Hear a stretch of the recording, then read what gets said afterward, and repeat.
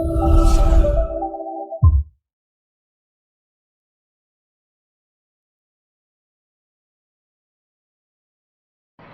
Bio की class में आपका स्वागत है। आज हम आपके लिए टॉपिक लेके आए हैं श्वसन, रेस्पिरेशन, जिसको हम इंग्लिश में क्या कहते हैं, रेस्पिरेशन। अध्याय 11 है क्लास 12 का। ठीक है, तो सबसे पहले हम ये देखते हैं श्वसन होता क्या है। ठीक है, तो श्वसन की हम एक परिभाषा दिखा रहे हैं, आपको बताना चाह रहे हैं कि जो सजीव कोशिकाएं होती हैं, जितने भी हमारे शरीर में क्या हैं, सजीव कोशिकाएं हैं, उनके अंदर संपन्न होने वाली वह क्रिया जिसमें जटिल कार्बनिक पदार्थ कौन से हैं, जो हमने भोजन के माध्यम से लिए हैं शरीर में। तो ये जटिल कार्बनिक पदार्थ जिनमें कि क्या होती है, बहुत हाई एनर्जी होती है। ठीक है, उच्च ऊर्जा वाले होते हैं ये। उन जटिल कार्बनिक पदार्थों का क्या होगा, अपघटन होगा, यानी विघटन होगा। और विघटन किसकी उपस्थिति में होगा, ऑक्सीजन की उपस्थिति में। जो हमने ऑक्सीजन लिए है, उस ऑक्सीजन की उपस्थिति में इनका क्या होता है, जो भोज्य पदार्थ हमने लिए हैं उन पर कौन क्रिया करेगा, ऑक्सीजन क्रिया करेगी। और तो या तो ऑक्सीजन की उपस्थिति में होता है इनका विघटन, या फिर किसकी उपस्थिति में होता है, ऑक्सीजन की अनुपस्थिति में। कुछ ऐसे जीव हैं जहाँ पर ऑक्सीजन की उपस्थिति में इन जटिल पदार्थों का विघटन होता है, या फिर ऐसे जीव भी हैं जिनको जहाँ पर उनको ऑक्सीजन की आवश्यकता नहीं होती है, तो ऑक्सीजन की अनुपस्थिति में भी विघटन होता है। अब ये जो जटिल कार्बनिक पदार्थ हैं, जब इनका विघटन होगा यानी टूटेंगे सरल अणुओं में, तो उस समय क्या निकलेगी, कार्बन डाइऑक्साइड निकलेगी और साथ में जल निकलेगा। और जल के साथ साथ क्या चीज़ होगी, ऊर्जा मुक्त होती है। और ये पूरा प्रोसेस कहलाता है श्वसन क्रिया। तो बच्चों ये सोचो, जो हमने ऑक्सीजन ली है, उस ऑक्सीजन का क्या काम है, वो हमारे भोजन का ऑक्सीकरण करता है।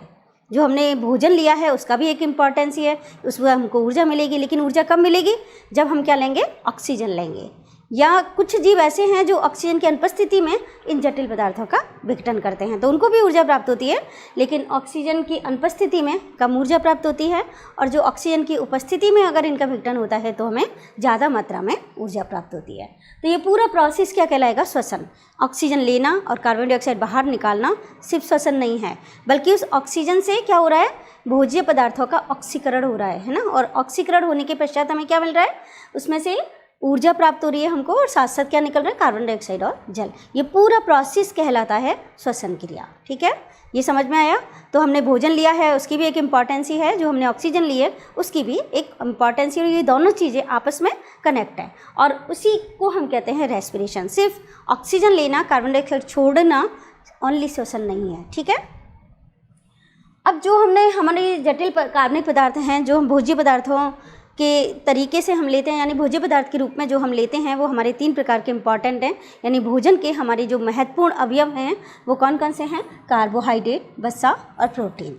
ठीक है, तो मेनली हम लोग जो खाते हैं, क्या खाते हैं, रोटियां खाते हैं ज़्यादातर। क्या खाते हैं हम, आटे से बनी हुई चपातियाँ, चावल, ऐसी चीज़ें हम ज़्यादातर, ये हमारा मेन फूड है। ठीक है, तो हमारा मुख्य जो आधार है हमारा श्वसन का, वो कौन सा है, कार्बोहाइड्रेट। फर्स्ट नंबर पे क्या आता है, कार्बोहाइड्रेट। अगर हमने कार्बोहाइड्रेट नहीं लिया है तो हमारा जो श्वसन क्रिया होगी, यानी हमारी जो ऑक्सीजन काम करेगी, वो किस पे काम करेगी, वसा पे काम करेगी, अगर हमारे शरीर में कार्बोहाइड्रेट नहीं है तो।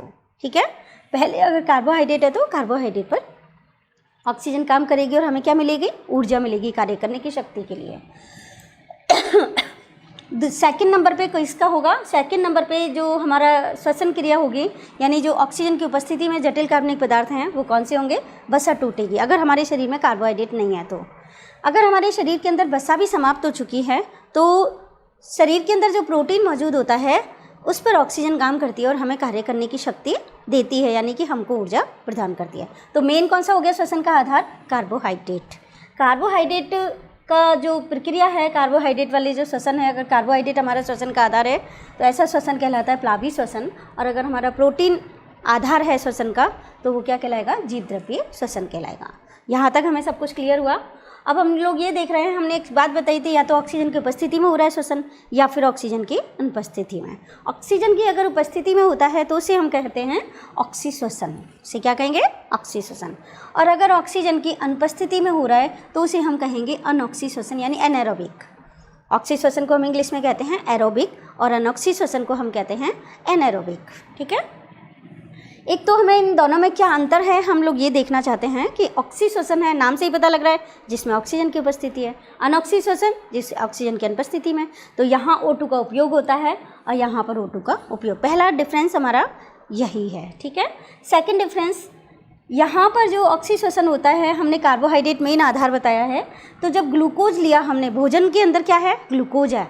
जैसे जो हमारे जटिल पदार्थ हमने लिया है, शर्करा ली है, तो उस शर्करा को छोटे छोटे टुकड़ों में तोड़ दिया जाता है पाचन के द्वारा, और वो किस में बदल जाता है, ग्लूकोज में।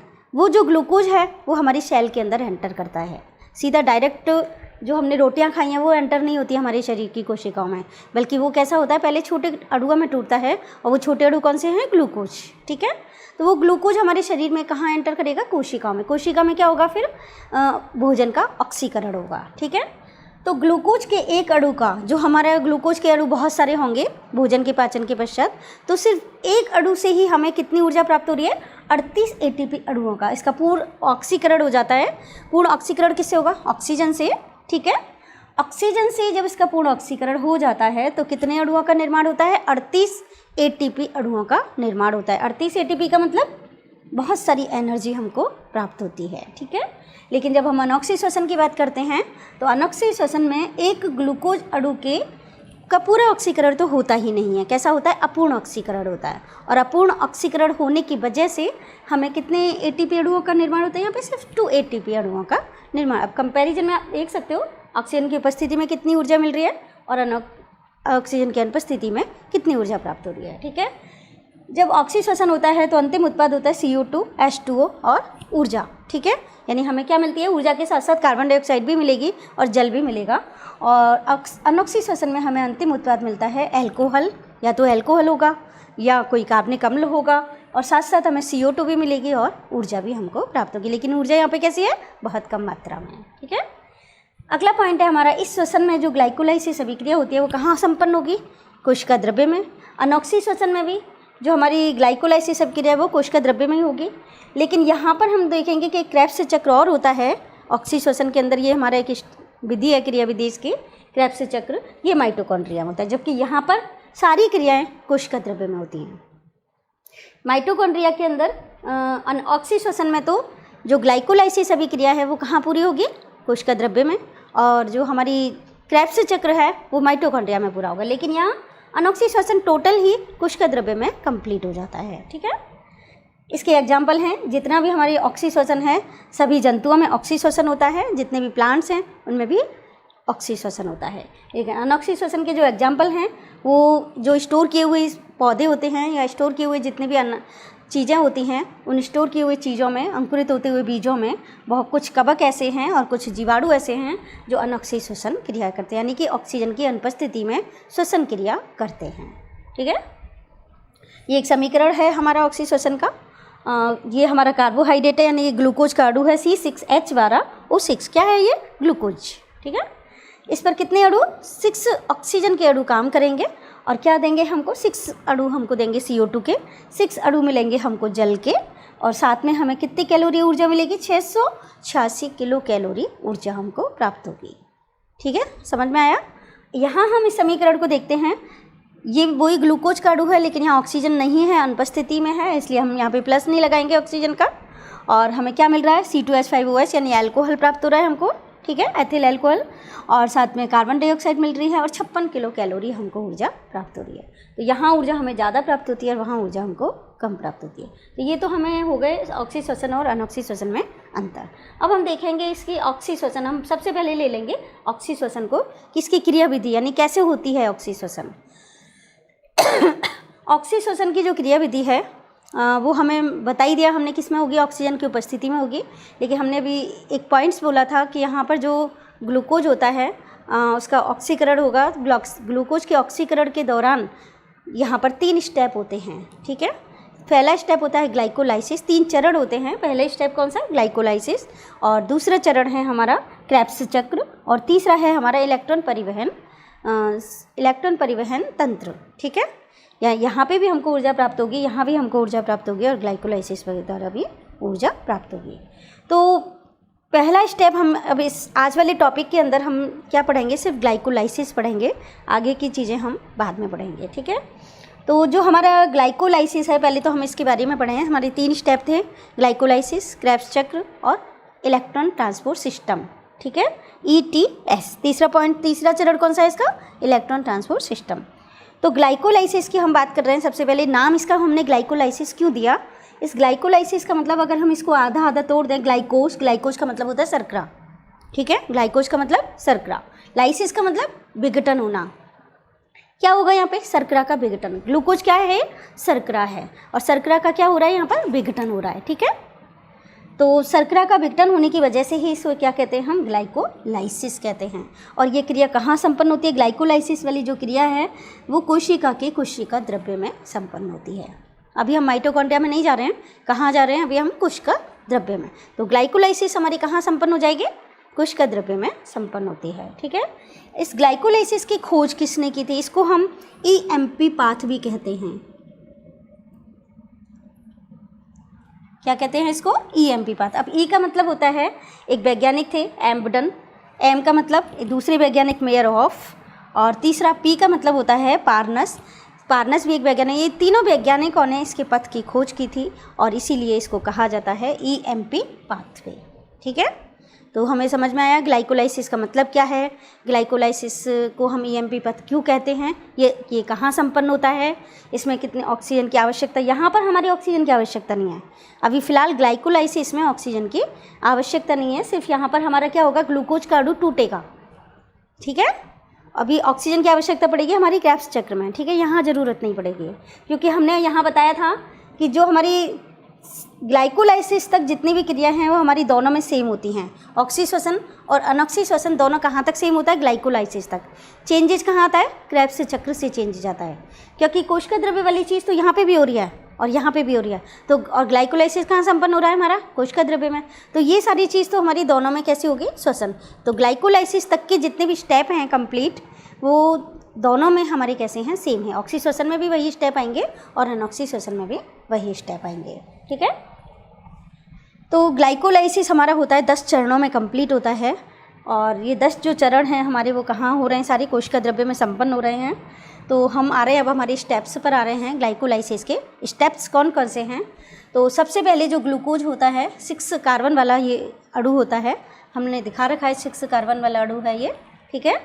6 कार्बन होते हैं इसके अंदर, हमने यहाँ पे बार बार लिख रहे हैं C6H12O6, ठीक है। तो 6 कार्बन वाला अणु है ग्लूकोज। इस ग्लूकोज पे एक एंजाइम काम करेगा हेक्सोकाइनेज। ये हेक्सोकाइनेज जो होता है ये क्या बना लेता है? इससे ग्लूकोज से बन जाता है ग्लूकोज 6 फॉस्फेट। किसकी उपस्थिति में? हेक्सोकाइनेज एंजाइम की उपस्थिति में, ठीक है। और यहाँ जो फॉस्फेट आएगा, फॉस्फेट का एक अणु हमें कहाँ से प्राप्त हो रहा है? ATP से। ATP के एक अणु का यहाँ पर क्या हो रहा है? यूज हो रहा है, एक फॉस्फेट अणु का यूज हो रहा है। तो ATP से एक अणु फॉस्फेट का टूट जाता है और ATP किस में बदल जाती है? ADP में बदल जाती है, ठीक है। और जो फॉस्फेट यहाँ से टूटा है वो कहाँ जुड़ जाता है? ग्लूकोज में जुड़ जाता है, और क्या बन जाता है? ग्लूकोज 6 फॉस्फेट, ठीक है। ये दिख रहा है हमको 6 कार्बन है यहाँ पर और एक फॉस्फेट का अणु जुड़ गया, ठीक है। अब हमारा अगला स्टेप आता है फॉस्फोग्लूकोआइसोमरेज एंजाइम की उपस्थिति में जो ग्लूकोज 6 फॉस्फेट है वो बदल जाता है फ्रक्टोज 6 फॉस्फेट में। आइसोमरेज का मतलब होता है वो अपने समावयवी में चेंज हो जाता है। यहाँ पर इसके स्ट्रक्चर में कोई डिफरेंस नहीं आएगा, सिर्फ क्या बन गया? यहाँ पर समावयव हो गया, यानी कि इसकी जो कार्बन की संख्या है वो भी उतनी होगी, फॉस्फेट की संख्या भी उतनी होगी, लेकिन यहाँ पर जो इसकी थोड़ा सा स्ट्रक्चर है वो चेंज हो जाता है, ठीक है। समावयव का मतलब होता है दोनों के कार्बन की फॉस्फेट की संख्या कैसी है? सिमिलर है। तो ग्लूकोज 6 फॉस्फेट किस में बदल गया? फ्रक्टोज 6 फॉस्फेट में बदल जाता है। किसकी उपस्थिति में? फॉस्फोग्लूकोआइसोमरेज की उपस्थिति में, ठीक है। अगला पॉइंट है हमारा फिर फ्रक्टोज 6 फॉस्फेट का क्या होगा आगे जाके? फिर यहाँ पर फ्रक्टोज 6 फॉस्फेट से बनेगा फ्रक्टोज 1,6 बाईफॉस्फेट। फ्रक्टोज 1,6 बाईफॉस्फेट का मतलब यहाँ पर एक फॉस्फेट का एक अणु और बढ़ गया, और बढ़ा किसकी वजह से? फॉस्फो इस एंजाइम की उपस्थिति में, फॉस्फो फ्रक्टोकाइनेज एंजाइम की उपस्थिति में ATP का एक अणु टूटता है फॉस्फेट का और इसमें जुड़ जाता है, और ये ATP से क्या बन जाता है? ADP, ठीक है। और यहाँ बन गया फ्रक्टोज 1,6 बाईफॉस्फेट। देख रहे हैं हम लोग यहाँ 2 फॉस्फेट के अणु आ गए, एक पहले कार्बन पर और एक छठे कार्बन पर, इसलिए हमने इसका नाम लिखा 1,6 बाईफॉस्फेट। बाई क्यों? 2 हैं यहाँ पर फॉस्फेट, ठीक है। अब हमारा अगला आ रहा है टॉपिक फ्रक्टोज 1,6 फॉस्फेट अब किस में बदल जाएगा, एल्डोलेज एंजाइम की उपस्थिति में ग्लिसरैल्डिहाइड में और डिहाइड्रोक्सी एसीटोन इन दो में टूट जाता है। ठीक है, यहाँ तक तो हमारे सिर्फ फॉस्फोरिलीकरण हुआ, फॉस्फेट बढ़े हैं, हम यहाँ पर जुड़ गए, लेकिन यहाँ क्या हो रहा है, विघटन हो रहा है, इसका अपघटन हो रहा है। क्या हो रहा है, अपघटन, यानी टूट रहे हैं, ये दो अणुओं में टूट जाते हैं। किस एंजाइम की उपस्थिति में, एल्डोलेज एंजाइम की उपस्थिति में फ्रक्टोज 1,6 फॉस्फेट टूट जाता है, किसमें, ग्लिसरैल्डिहाइड और डिहाइड्रोक्सी एसीटोन। इसको हम बोलते हैं G3P यानी ग्लिसरैल्डिहाइड 3 फॉस्फेट। इसको बोलेंगे हम डाईहाइड्रोक्सी एसीटोन फॉस्फेट, डाईहाइड्रोक्सी आएगा यहाँ पे। ठीक है, डाईहाइड्रोक्सी एसीटोन फॉस्फेट। ये कितने कार्बन वाले अणु हैं, 3 कार्बन वाले, ये भी 3 कार्बन वाला है, तो ये 3 कार्बन वाले 2 अणुओं में टूट जाता है। और ये जो दोनों अणु हैं, ग्लिसरैल्डिहाइड हमारा ऐसे कैसे रहेगा, लेकिन जो डाईहाइड्रोक्सी एसीटोन है वो वापस किस में चेंज हो जाता है, ग्लिसरैल्डिहाइड में ही चेंज हो जाता है। तो 2 अणु हो गए यहाँ पर इसके, एक ग्लिसरैल्डिहाइड ऑलरेडी है यहाँ पर, और दूसरा हमारा डाईहाइड्रोक्सी एसीटोन फॉस्फेट भी किस में बदल गया, ग्लिसरैल्डिहाइड में ही बदल गया। अब जो हमारा ये वाला जो ग्लिसरैल्डिहाइड 3 फॉस्फेट है हमारा, इस पर एक एंजाइम काम करता है, ग्लिसरैल्डिहाइड 3 फॉस्फेट डिहाइड्रोक्सिनेज। तो यहाँ पर हमारा एक H3PO4 जुड़ेगा और हाइड्रोजन के अणु क्या हो जाएंगे, मुक्त हो जाएंगे यहाँ, और क्या बनेगा यहाँ पर 1,3 डाईफॉस्फोग्लिसरैल्डिहाइड बन जाता है। तो इसके फॉस्फेट अणु किस में जुड़ जाते हैं, इसमें जुड़ जाएंगे ग्लिसरैल्डिहाइड 3 फॉस्फेट में, और क्या बन जाएगा 1,3 डाईफॉस्फोग्लिसरैल्डिहाइड। देख रहे हैं हम लोग, 3 कार्बन हैं, एक फॉस्फेट इधर आ गया और एक 1 नंबर पे आ गया और एक 3 नंबर पर आ गया। ठीक है, अगला ही तुरंत ही ये क्या होगा, जैसे ही इससे हाइड्रोजन मुक्त होंगे ये तुरंत आगे दूसरी वाली चीज़ में अपघटित हो जाएगा, यानी चेंज हो जाएगा, 1,3 डाईफॉस्फोग्लिसरिक एसिड में बदल जाता है। ठीक है, और हाइड्रोजन जब मुक्त होते हैं उनको कौन ले लेता है, NAD ग्रहण करके NADH बना लेता है। क्या बना लेता है, NAD बना करके अपचयन हो जाता है इसका। ठीक है, डिहाइड्रोक्सिनेज एंजाइम की उपस्थिति में। तो ये सभी हमारे 2 अणु हैं, 2 अणु हम लोग देख ही रहे हैं यहाँ पे, एक ये था, ये 2 मिलकर के हो गए थे, और आगे हमारे 2 अणु इसके निर्माण हो रहे हैं। यहाँ तक हमारा एक ही चल रहा था, लेकिन यहाँ कितने हो गए, 2 हो गए, और ये 2 से क्या बना, 2 अणु मिल गए, 2 अणु बन गए हमारे 1,3 डाईफॉस्फोग्लिसरैल्डिहाइड के। इसके बाद में फिर 1,3 डाईफॉस्फोग्लिसरिक एसिड में ये बदल जाता है। अब जो 1,3 डाईफॉस्फोग्लिसरिक एसिड है, ये वापस इसमें क्या जुड़ेंगे, हमारे इसमें से एक फॉस्फेट निकलेंगे, फॉस्फेट अणु अलग हो जाते हैं, और फॉस्फेट अणु किससे जुड़ जाते हैं, ADP से। ADP उनको ग्रहण करके किस में बदल जाता है, ATP में बदल देता है। तो 2 फॉस्फेट के अणु यहाँ से क्या हो जाएंगे, अलग हो जाएंगे। ठीक है, किस एंजाइम की उपस्थिति में, डाईफॉस्फोग्लिसरेकाइनेज की उपस्थिति में। तो 2 जो हमारे फॉस्फेट अणु यहाँ से हटे हैं उनको कौन ग्रहण कर रहा है, दोनों अणुओं में से एक इस वाले एक हमारे 1,3 डाईफॉस्फेट ग्लिसरिक एसिड के एक अणु से, फिर दूसरे अणु से, तो एक दोनों में से हट गए, और ये दोनों को कौन ग्रहण कर लेगा, ADP ग्रहण कर लेगा, और क्या बना लेगा, ATP बना लेगा। 2 अणु किसके बन गए, ATP के। 3 फॉस्फोग्लिसरिक एसिड जो बन गया हमारा, यहाँ से एक हट गया, 1 नंबर वाला, और 3 वाला रह गया। ठीक है, तो दोनों 2 अणु हैं, इसलिए 2 ATP बन गए यहाँ पर। अब आ रहा है हमारा 3 फॉस्फोग्लिसरिक एसिड, किस में बदल जाएगा, 2 फॉस्फोग्लिसरिक एसिड में चेंज हो जाएगा, किसकी उपस्थिति में, फॉस्फोग्लिसरोम्यूटेज की उपस्थिति में चेंज हो जाता है 2 फॉस्फो, यानी कि यहाँ पर जो फॉस्फेट वाला जो ग्रुप है उसकी स्थिति चेंज हो जाती है। यहाँ तो कहाँ पे था, इधर दिखाई दे रहा था हमको 3rd नंबर पर, लेकिन यहाँ कहाँ आ गया, 2 नंबर पर आ गया फॉस्फेट, इसलिए इसका नाम हो गया 2 फॉस्फोग्लिसरिक एसिड। ठीक है, बाकी कोई चेंज नहीं आया। इसके बाद में इनोलेज एंजाइम काम करेगा, और क्या निकल जाएंगे, इसमें से 2 जल के अणु बाहर निकलेंगे, और जल के अणु बाहर निकलने के पश्चात इससे क्या बन जाएगा, फॉस्फोइनोल पाइरुविक एसिड बन जाएगा। जो हमने प्रकाश संश्लेषण में देखा था, कोशिका द्रव्य में क्या मौजूद है, पहले से ही फॉस्फोइनोल पाइरुविक एसिड मौजूद था, जब हमने पढ़े थे C4 साइकिल और कैम साइकिल। तो वहाँ कौन सी चीज़ मौजूद थी कोशिका द्रव्य में, फॉस्फोइनोल पाइरुविक अम्ल। वो कहाँ से आया, यहीं से आया, ग्लूकोज के अणु के विघटन से। ठीक है, तो ये फॉस्फोइनोल पाइरुविक एसिड के भी 2 अणु हमारे यहाँ प्राप्त हुए। इसके बाद में जो हमारे फॉस्फोइनोल पाइरुविक एसिड है, इसमें से फिर फॉस्फेट अणु निकलेंगे, और जिनको कौन ग्रहण करेगा, ADP ग्रहण करके ATP में बदल जाएगा, और यहाँ बन जाएगा पाइरुविक एसिड। जो यहाँ ग्लाइकोलाइसिस का जो अंतिम उत्पाद है वो कौन सा है, पाइरुविक एसिड है। ठीक है, अब जो ये पाइरुविक एसिड है, आगे इसका क्या होगा, अभी तक तो हमको कोई पाइरुविक एसिड ही बना, अभी तो आगे माइटोकॉन्ड्रिया में और होगा अगला स्टेप, तब जाकर के ये पूरा प्रोसेस हमारा किसका होगा, ग्लूकोज के ऑक्सीकरण का पूरा होगा। अभी तो ग्लूकोज का ऑक्सीकरण हुआ ही नहीं। ठीक है, तो ये पायरुविक एसिड किस में एंटर करेगा लास्ट में जाकर के, माइटोकॉन्ड्रिया में पहुंच जाता है। और माइटोकॉन्ड्रिया में जो अभिक्रिया है वो कौन सी चालू हो जाएगी, क्रेब्स चक्र चालू हो जाएगी। तो ग्लाइकोलाइसिस हमारा यहाँ पर इन 10 स्टेप में कंप्लीट हो जाता है। अब इस 10 स्टेप्स में हम लोग देख रहे हैं कहाँ तो एटीपी का संश्लेषण हुआ है और कहाँ एटीपी काम आई है। तो हम देखते हैं सबसे पहले इस स्टेप में हम लोग देख रहे हैं एटीपी का एक अणु काम आया, ठीक है। और इस स्टेप में भी हम देख रहे हैं एटीपी का एक अणु काम आया है। तो 2 एटीपी के अणु काम आ गए, इस जगह दिखाई दे रहे हैं।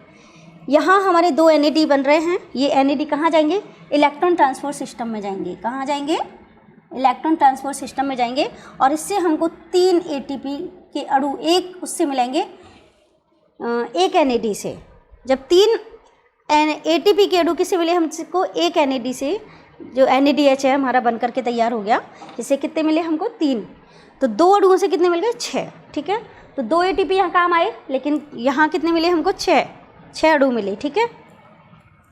आगे आ रहे हैं हम लोग देखते हैं, यहाँ हमारा ADP काम आ गया। ADP काम आ करके क्या बन गया, ATP का निर्माण हो रहा है। ATP काम कितने आए थे, 2 आए थे, लेकिन 2 का यहाँ पर निर्माण हो गया, तो बैलेंस बराबर हो गया, ठीक है। आगे हम लोग देख रहे हैं 2 अणु हमें H2O के मिल रहे हैं और इसके बाद में हमें 2 ATP के अणु और मिल गए। तो हम पूरे प्रोसेस में देख रहे हैं डायरेक्ट ATP जो हमको मिल रहे हैं वो कितने मिल रहे हैं, 2 ATP। शुद्ध लाभ जो हो रहा है ATP का कितना हो रहा है, 2 ATP का हो रहा है। कैसे, 2 तो काम आ गए और 4 हमारे बन गए। 2 यहाँ बन गए और 2 यहाँ बन गए और काम आए हमारे 2, तो कितने बच गए हमारे पास, 2 बच गए। तो शुद्ध लाभ जो है ATP का ग्लाइकोलाइसिस में कितने हुए, 2 ATP का शुद्ध लाभ होता है। और इसके अलावा हमें इलेक्ट्रॉन ट्रांसपोर्ट सिस्टम के माध्यम से भी हमें कितने अणु मिलेंगे ATP के, 6 अणु मिलेंगे। 6 कैसे, 2 NADH यहाँ पर निर्मित हुए हैं, ये इलेक्ट्रॉन ट्रांसपोर्ट सिस्टम में जाएंगे। एक NADH से 3 ATP अणु मिलते हैं, तो 2 NADH से कितने मिले, 6 ATP अणु। तो 6 ATP हमको यहाँ मिल गए, 2 ATP हमको यहाँ मिल गए। तो पूरे ग्लाइकोलाइसिस प्रोसेस में हमको कितने अणुओं का लाभ हुआ, 8 ATP। कितने अणु मिले हमको, 8 ATP के अणु ग्लाइकोलाइसिस क्रिया में मिल जाते हैं। अब हम इस पूरे प्रोसेस का हम एक लास्ट में देखेंगे हमें क्या काम आया और क्या हमें उत्पाद मिले। तो ये एक हमारा एक समीकरण है इसका, ग्लूकोज हमने लिया C6H12O6, 2 ATP के अणु काम आए, 4 ADP के अणु काम आए हैं। यहाँ पर हम देख रहे हैं, यहाँ पे 2 यहाँ पर और 2 यहाँ पर 4 ADP के अणु काम आए हैं। ADP के अणु हमें क्या मिला, फॉस्फेट अणु मिल गया है, ठीक है। 2 फॉस्फेट अणु काम आए हैं यहाँ पर, ठीक है। और साथ में हमें क्या काम आए हैं, 2 NAD काम आए हैं। NAD से हमको क्या मिलेगा, NADH मिलेगा, ठीक है। आगे मिल रहा है हमको C3H4O3, यानी ये पायरुविक एसिड का फॉर्मूला है C3H4O2O3। ये पायरुविक के 2 अणु मिल गए हमको, कितने मिले, 2 अणु मिले हमको पायरुविक के। तो ग्लूकोज के एक अणु के विघटन से ग्लाइकोलाइसिस क्रिया में कितने अणु मिलते हैं पायरुविक एसिड के, 2 अणु मिलते हैं, जो कि किस में प्रवेश करेंगे, अब माइटोकॉन्ड्रिया में प्रवेश करेंगे। 4 ATP यहाँ पे मिले हमको, ये 2 NADH मिले और 2 हाइड्रोजन यहाँ पर निकल गए। इस तरह से एक जो हमारा समीकरण है पूरी ग्लाइकोलाइसिस अभिक्रिया का, ये भी हम याद रखेंगे। ये पूरे समीकरण के द्वारा हम इस पूरे प्रोसेस को दिखा सकते हैं कि कितने हमें ATP का लाभ हुआ। तो नेट जो लाभ है ATP का कितना है, शुद्ध लाभ है हमारा 2 ATP, लेकिन अगर वैसे देखा जाए टोटल तो कितने मिले हमको, 8 ATP इसमें प्राप्त होते हैं, ठीक है। इस तरह से हमारे ग्लाइकोलाइसिस क्रिया पूरी हो गई और अब हम अगले टॉपिक में लेंगे हम क्रेब्स चक्र, ठीक है।